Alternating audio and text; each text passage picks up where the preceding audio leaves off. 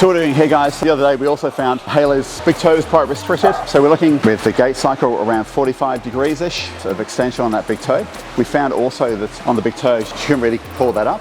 So what was happening, it's kind of changing the gait cycle, which is a slightly different issue to what we're sort of really addressing, but we'll get there anyway. So the big toe wasn't really getting pulled up so well. When the gait cycle, when we go into that toe off position, especially with sprinting and hurdles, we go into that toe off position, and if we can't get there, well, we can't get range. Now we've got to find a substitution strategy, which typically is going to be just kind of dropping the foot, so externally or rotating or everting the foot and pushing more through here as opposed to pushing off the broad scale of the whole transverse portion of the foot, pressing off there. So we did some work on that toe. That also, I think, was leading to some tightness in the hip flexor.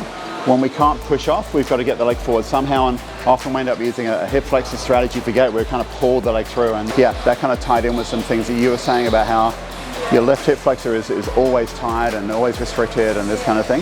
And I think part of that as well, because that left leg is your lead leg, so you're always going to have more loading through the hip flexors, so that's probably part of it too. But just kind of interesting what we found there. So we're just going to have a look and make sure things are working as we want them to.